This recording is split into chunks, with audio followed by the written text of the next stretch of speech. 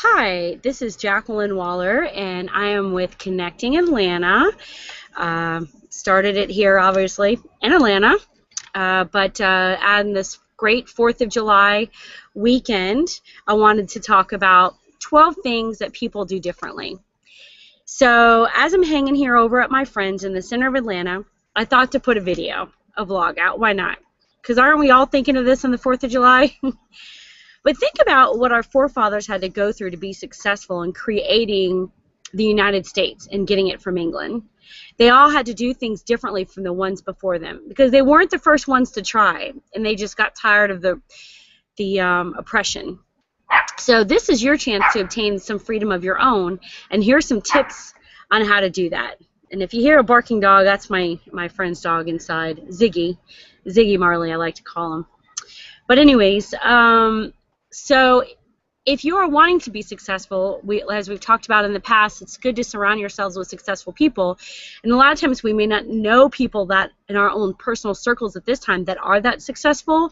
So you should really read articles and books and stuff like that about successful people and what they do and what the rest are not willing to do, because there truly is a difference. The 98% are so envious of people who are financially successful through their businesses or out there living their passions and dreams.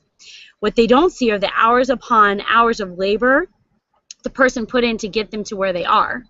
So if you think about it, you want to see like what makes LeBron one of the top basketball players of our time, of this time right here. Not the same time as Jordan, but of this time, then you should follow his app, and you can talk about things that he's done, and he shows you the hard work and stuff that he puts into it. But anyways, the 12 things that people do differently is they create and pursue SMART goals. They take decisive and immediate action. They focus on being productive, not being busy. And there's a huge difference. Like productive is mean you're taking action and you're getting results for that action. You're not just being busy so that way, oh, I did this, or oh, I walked to the store, so, that was being busy. I had something I had to go do, or I don't know. That's kind of a dumb example. But anyways, you get the point. There's a big difference.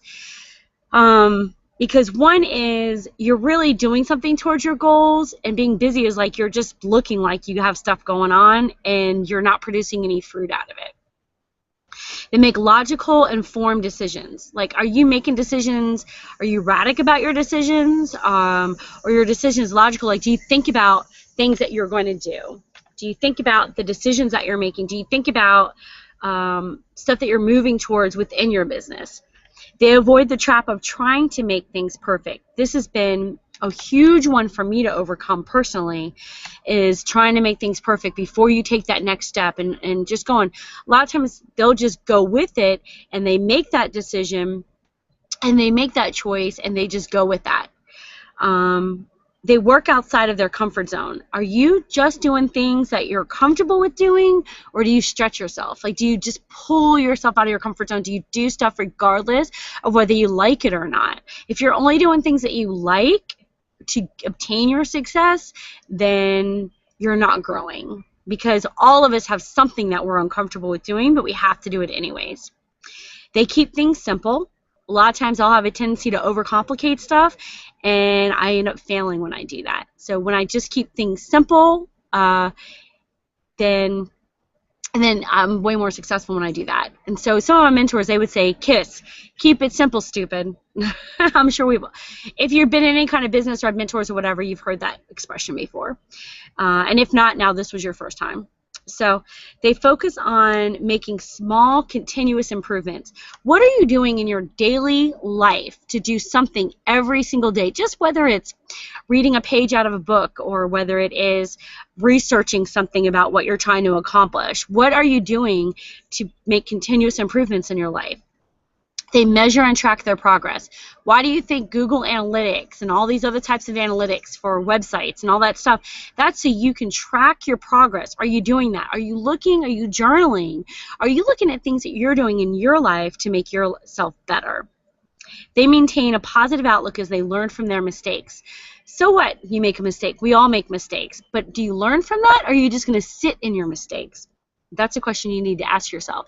Because if you're sitting in your mistakes, that's when you fail. But if you're learning from it and say, okay, yes, this happened, big deal, I'm just going to go ahead and move forward anyways. I'm going to learn from this, and I'm going to keep it trucking. They spend time with the right people. Now, who are you spending time with? Are you spending time with people who stretch you, people who make you become a better person, people who have you grow? Are you spending your time with people like that, or are you spending time with people that just are status quo and that don't help you to grow better as a person? And they maintain balance in their life. So again, as I stated in my blog, we have people that, yes, they may be doing some 4th of July stuff today, but they're also spending some time with their family. I mean, they're spending some time with their family, but then they're also doing stuff. So, for example, I'm at my friend's house right now. We're doing a barbecue, but I'm also doing something in my business and putting out a vlog today as well as a blog and helping you guys to better your lives with some suggestions and tips. Now, these tips I did not come up with on my own.